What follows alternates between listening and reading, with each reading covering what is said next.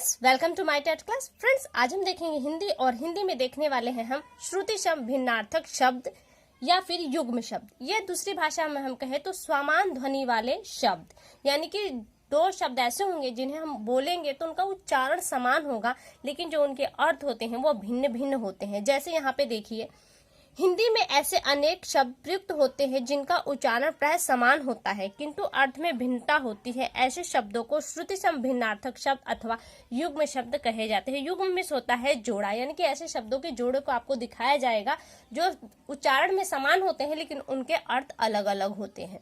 और पेपर में यहाँ से जो प्रश्न बनता है वो आपको एक शब्द दिया जाएगा और पूछा जाएगा कि इसका क्या अर्थ होता है। तो आप शब्द देखेंगे, दो शब्द समान है लगभग और उनके अर्थ अलग अलग, आपसे मेन जो उसका अर्थ होगा वो छांटना होगा।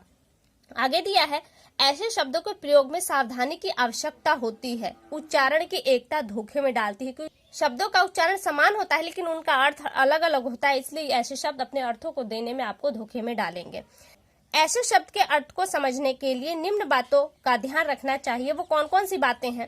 पहला है प्रयोगगत व्यवहारिक अर्थ, यानी कि जो व्यवहार में उस वक्त जो बातें हो रही हैं उन बातों के अकॉर्डिंग कौन सा अर्थ लगना चाहिए, ये पॉइंट।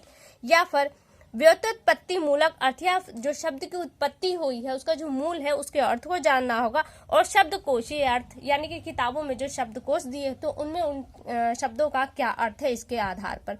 तो यहाँ पे महत्वपूर्ण श्रुति सम भिन्नार्थक शब्द दिए गए हैं और उनके साथ में अर्थ भी हैं। तो यहाँ पे बहुत सारे शब्द हैं, बट जो इम्पोर्टेंट है उस पर मैंने टिक लगाया है। मैं उन्हें पढ़ाती हूँ। आपको अगर पूरा पढ़ना है तो आप वीडियो को रोककर पूरा पढ़ सकते हैं।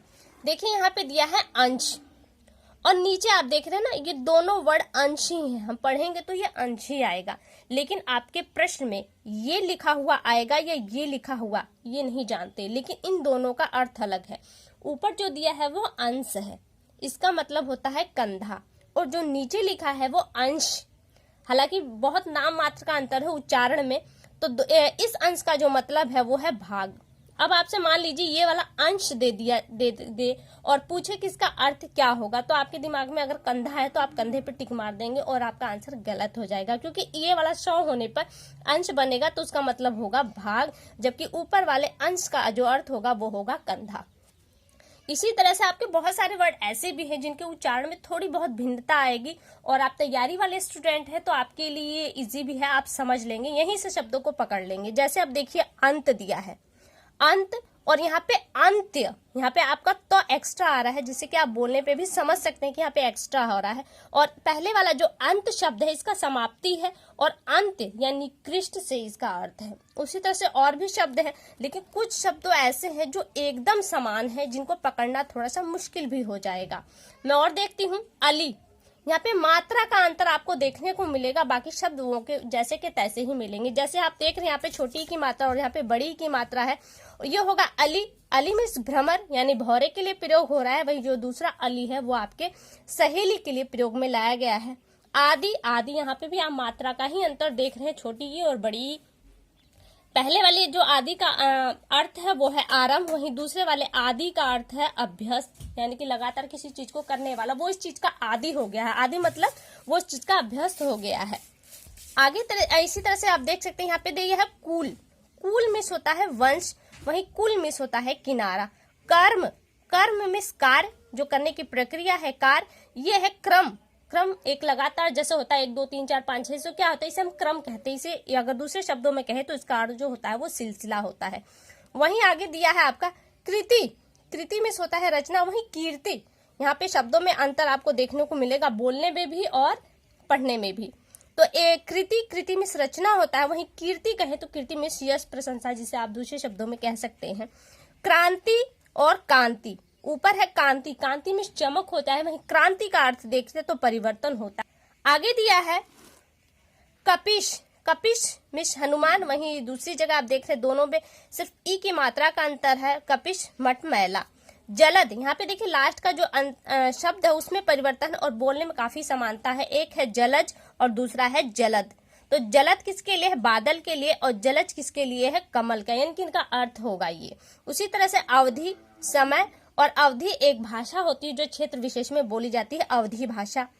अयश, अब कीर्ति, अयश श और धातु या अयस जो एक लोहा होता है कि फला धातु, तो उसको अयस के रूप में जाना जाता है। इसी तरह से देख सकते हैं अशक्त और अशक्त।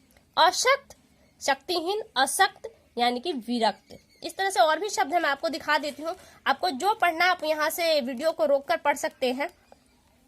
दीन और दिन, ये है दिन। दिन दिवस के लिए, एक दिन के लिए बात हो रही है। वहीं दीन की बात करें तो ये गरीब के लिए प्रयोग हो रहा है। द्रव और द्रव्य, द्रव रस लिक्विड के लिए और द्रव्य धन या दौलत के लिए प्रयोग हो रहा है। वही तरणी और तरणी, ये बस एक ही मात्रा का अंतर है।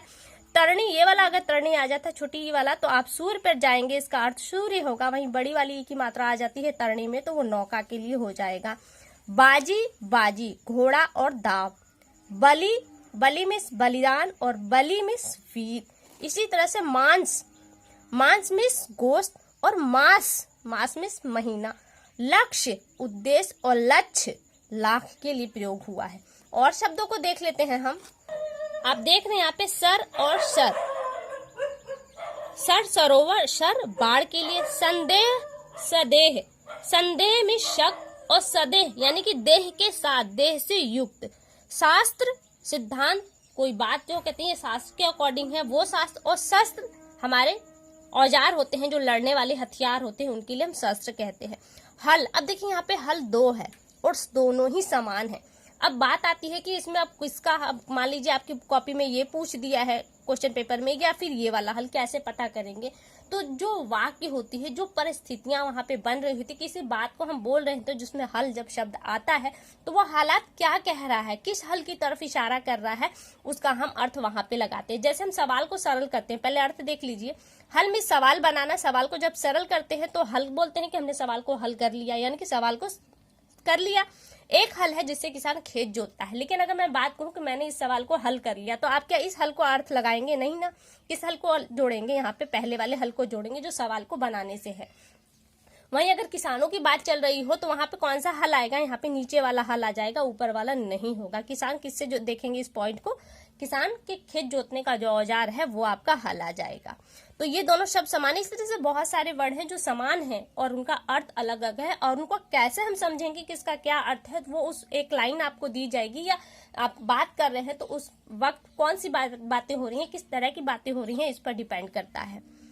सुत और सूत, सुत मिस होता है पुत्र और सूत मिस होता है धागा। सत 100 के लिए कहा जाता है, वही सत सत्य सच बात के लिए कहा जाता है। सन, सन साल के लिए, जैसे है ना सन संवत हम करते हैं तो वही सन है, सन में साल।